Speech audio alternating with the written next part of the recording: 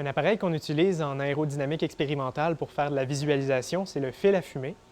Celui-ci se compose donc d'un mince fil métallique qui va être mis sous tension par une boîte d'alimentation et qui va servir en fait à générer de la fumée qui va suivre les lignes de courant dans l'écoulement.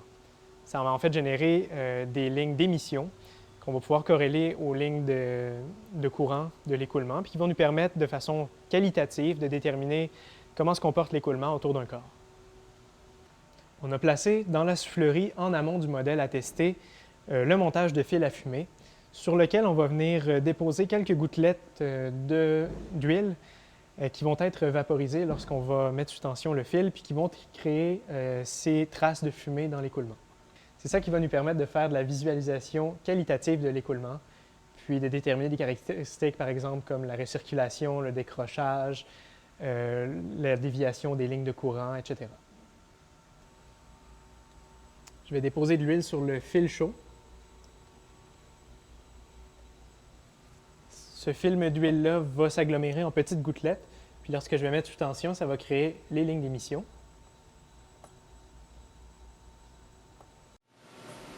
Regardons maintenant la même chose sous d'autres angles.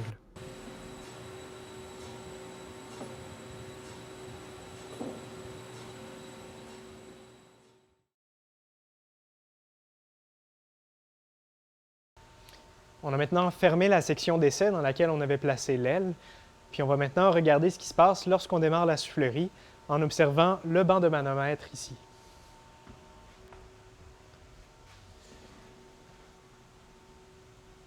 On va donc lancer la soufflerie en lui donnant une commande en voltage, dans ce cas-ci 5 volts.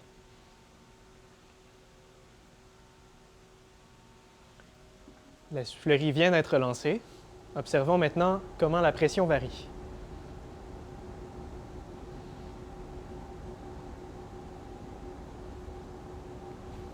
J'attire votre attention sur ces manomètres-là qui ne semblent pas indiquer donc une pression qui suit la tendance des manomètres avoisinants. Puis en fait, on constate que c'est parce qu'ils sont brisés. Que ce soit le manomètre qui est peut-être percé ou qui fuit. Ça peut être aussi le fil, le tuyau qui relie le manomètre au modèle, ou c'est peut-être même la prise de pression sur le modèle qui est bouchée. Donc ça fait partie des différents soucis qu'on rencontre quand on fait de la manipulation expérimentale. Mais donc, tenez pas compte de ces lectures de manomètres-là. Imaginez que la courbe est continue entre les manomètres avoisinants. On constate que les distributions de pression extrado et intrado prennent un certain temps à s'établir.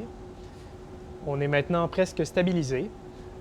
La première chose qu'on remarque, bien entendu, c'est cette pression minimale ici, la succion maximale, donc, qui se situe effectivement sur l'extrado, environ à ce point-ci.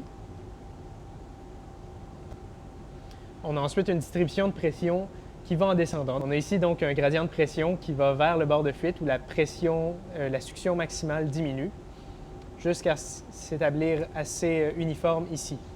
En fait, on remarque dans la soufflerie que notre profil se trouve à un angle d'attaque plutôt élevé, ce qui nous laisse croire que l'écoulement est détaché ici près du bord de fuite extrado. Du côté de l'intrado, on a un point de pression maximale qui se trouve ici. On imagine donc que c'est ce point qui est le point de stagnation. Donc on a un CP qui s'établit autour de 1 dans ce cas-ci, à une position approximativement ici. On constate que la pression diminue ensuite jusqu'au bord de fuite. Remarquez que la prise de pression numéro 14, qui se situe au bord d'attaque, ici est effectivement la même autant du côté extrado qu'intrado. C'est donc elle qui permet de relier ces deux distributions de pression si on faisait l'intégrale de contour. Changeons maintenant l'angle d'attaque et observons ce qui se passe. Nous commençons donc avec un angle d'attaque très élevé que nous allons diminuer, puis nous observerons par les prises de pression le recollement de l'écoulement.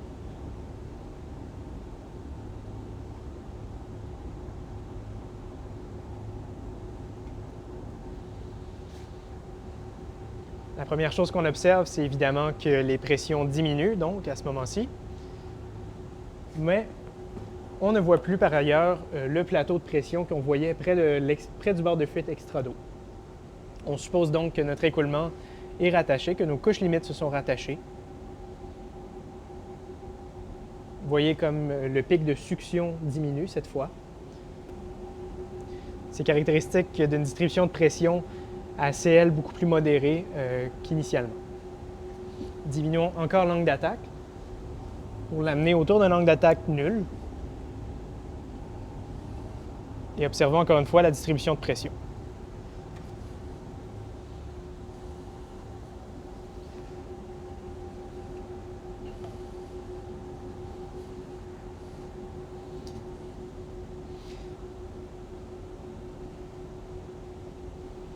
J'attire votre attention sur le point de pression maximale du côté intrados.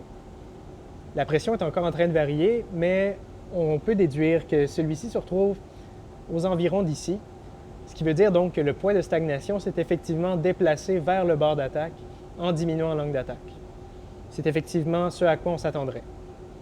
Il se situe donc beaucoup plus près ici du bord d'attaque.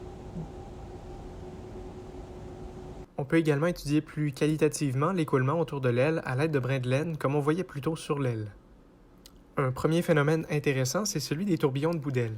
Ce sont des tourbillons qui apparaissent au bout des ailes portantes qui sont causés par la différence de pression entre l'intrados et l'extrados au bout d'une aile. Ces tourbillons-là vont du côté avec la plus grande pression vers celui avec la plus faible, ce qui explique le sens de rotation de notre brin de laine en bout d'aile ici. Ce tourbillon-là peut également s'observer à l'aide du fil à fumée comme on a ici.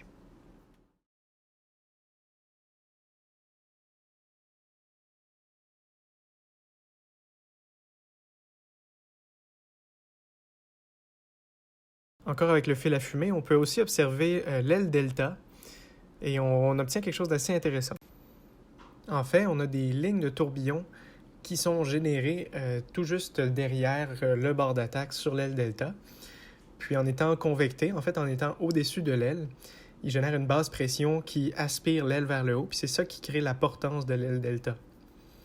Ça, c'est un peu en opposition avec l'aile conventionnelle où c'est la distribution de pression qui est due à l'accélération du fluide près du bord d'attaque, donc en passant par le pic de succion qui est responsable de la portance. La nuance, en fait, c'est qu'il n'y a pas du tout de tourbillon là, dans une aile conventionnelle, alors que l'aile delta repose uniquement sur la présence de tourbillons et donc ne peut exister qu'en 3D, pas en 2D.